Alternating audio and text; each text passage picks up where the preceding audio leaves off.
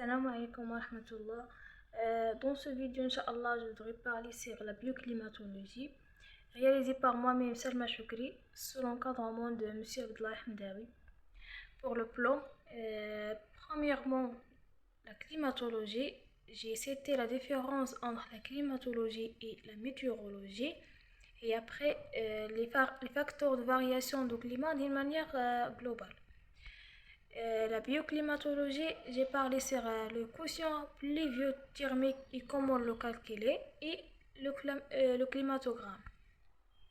Premièrement, le climat. Un climat est défini par un ensemble de moyennes de grandeur atmosphérique observées dans une région donnée pendant une période donnée. Ces grandeurs sont principalement la température, la pression, le degré d'hygrométrie, la pluviométrie, la nébulosité, la vitesse et la direction des vents.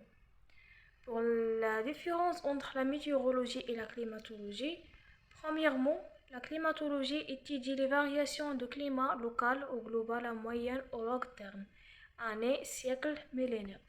Pour la météorologie, étudie les phénomènes atmosphériques qu'elle prévoit à court terme, jours, semaines. Pour la différence entre la météo et le climat, la météo est pour un court terme. On regarde la météo sur météo média. Et le climat, c'est une longue durée, 30 ans. Par exemple, on regarde sur la télévision qu'aujourd'hui, par exemple, Agadir une météo, c'est-à-dire il y a des précipitations ou ça va être chaud. Alors pour le climat, on dit que Agadir a un climat humide. Dakhla, par exemple, a un climat sèche pendant une longue durée.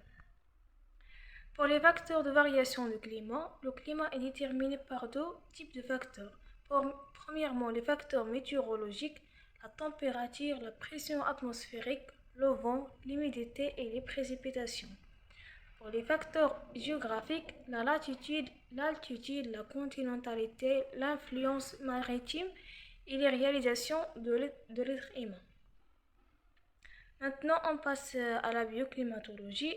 Premièrement, on va citer le quotient pluviothermique et comment le calculer et par sa relation, le climagramme et comment déterminer le stage bien si le climat est humide, subhumide, etc.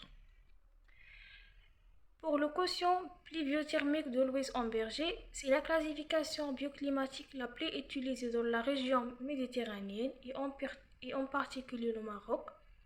Le quotient pluviothermique exprime la réalité du climat. Il est directement proportionnel à la hauteur moyenne annuelle des précipitations en millimètres et inversement proportionnel à l'amplitude extrême moyenne des températures, grand M moins petit m, qui exprime la continentalité et donne aussi une idée de l'évaporation. Grand M plus petit m sur 2 correspond à la température moyenne annuelle. Alors la relation c'est Q est égal à 100 ou bien 1000 fois PA sur grand M plus petit m sur 2 facteur grand M moins petit m ou bien 2000 fois PA sur grand M au carré moins petit m au carré. Pour PA, c'est les précipitations annuelles, c'est-à-dire on fait la somme des précipitations de 10 mois, les 12 mois. Pour grand M, c'est la température de mois le plus chaud et petit m, c'est la température de mois le plus froid et on calcule le quotient pluviothermique.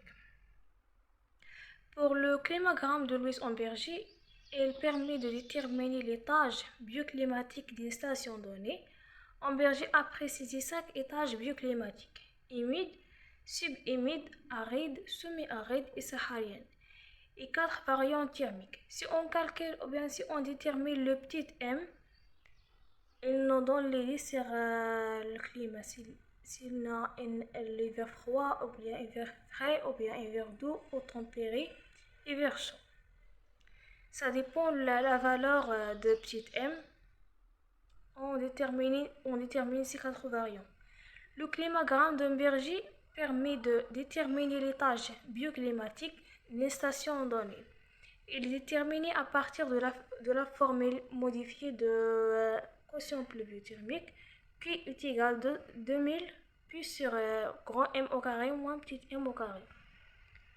Alors par ce diagramme, par exemple, si on a calculé le quotient pluviothermique, on a trouvé par exemple 160, 170. Et on a petit m par exemple est égal à 6, est égal par exemple à 6.